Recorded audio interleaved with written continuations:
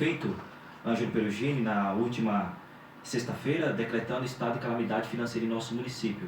E também você teve que ter acompanhado também a resposta, teve também aqui com exclusividade do ex-prefeito aqui no programa do Carlos Terilli, Bom Dia Comunicativa. Os fatos estão, de um lado, o prefeito afirma que, o atual prefeito afirma que o município está em situação financeira precária. Por outro lado, o ex-prefeito afirma que as contas estão em dia, que está tudo em ordem. Fernando, você está acompanhando de longe, você também foi pré-candidato a prefeito. Qual é a sua posição diante desses fatos?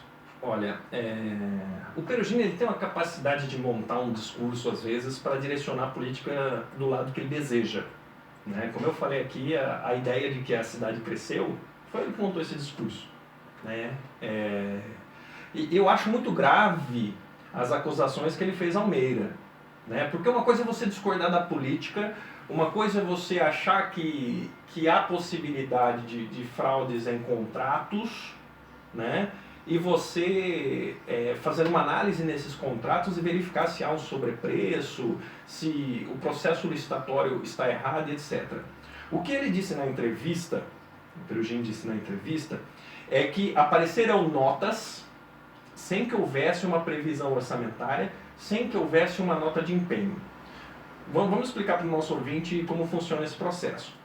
Antes de dar uma ordem de obra, de compra, de qualquer coisa, você primeiro tem um orçamento que é votado no ano anterior pela Câmara Municipal, orçamento este produzido pelas mesmas pessoas que hoje estão no governo Perugini, certo? Porque o Perugini fazia parte do governo Meira.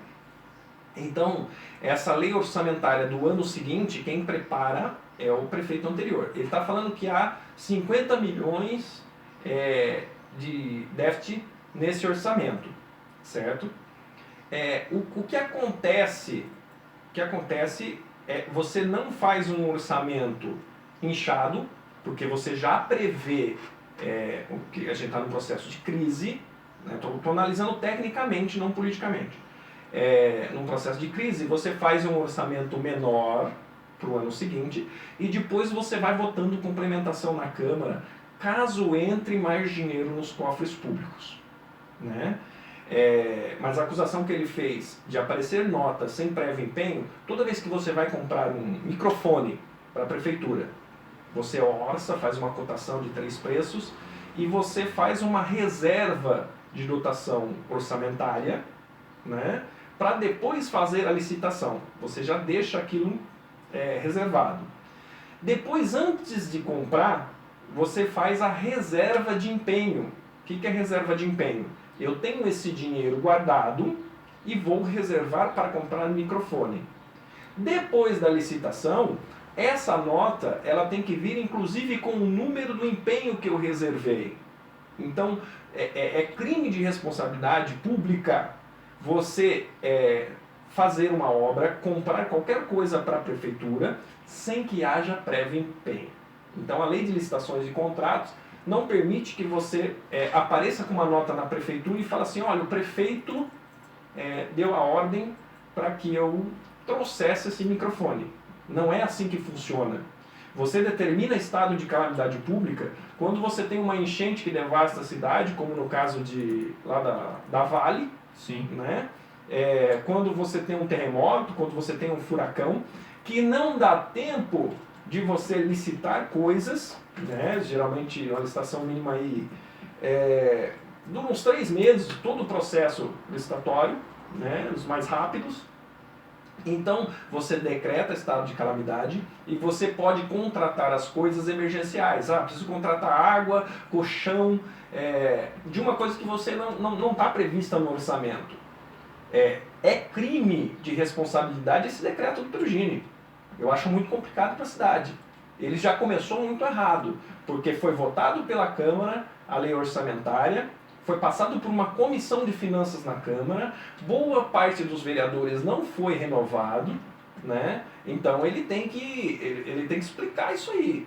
Né? Não se decreta calamidade porque você não sabe quanto tem no cofre. Até porque boa parte dos secretários que ele nomeou foram secretários do Meira.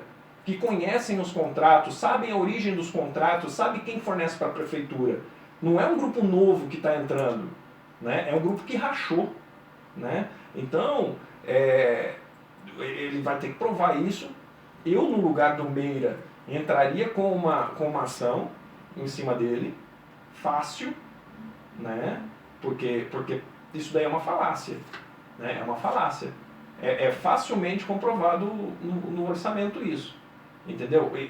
A gente entra de novo na construção de um discurso político, primeiro, para não cumprir compromissos com o povo, né? Porque se você decreta estado de calamidade, você não pode implantar o IPTU de graça, porque se está faltando dinheiro na prefeitura, eu não posso renunciar receita, que daí eu vou falar que é da lei de responsabilidade fiscal. Então eu não posso, eu vou justificar umas promessas absurdas que são feitas em campanha, do porquê que eu não vou fazer, né, para não tomar mais processo, né, porque o asfalto de graça no Jardim Amanda não houve. As pessoas têm, pode olhar no IPTU de qualquer morador do Amanda, que tem uma escrito embaixo, contribuição de melhoria. Ele vai pagar o asfalto pro resto da vida, né?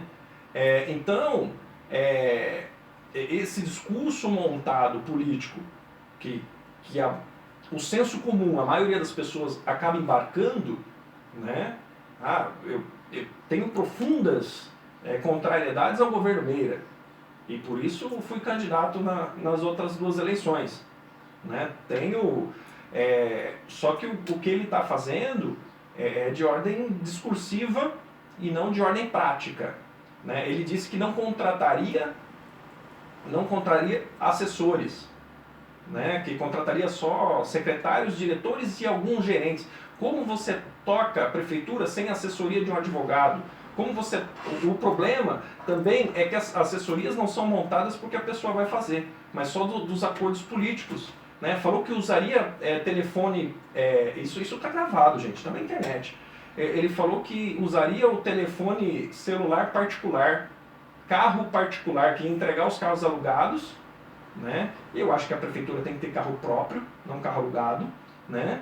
Mas você vai usar o seu carro no seu trabalho? Ninguém usa o próprio carro. Um vendedor de uma empresa séria, ele usa o carro da empresa, mas para os fins específicos da empresa, né? Você não vai usar também o carro da prefeitura para viajar, como já teve histórico em Hortolândia, né?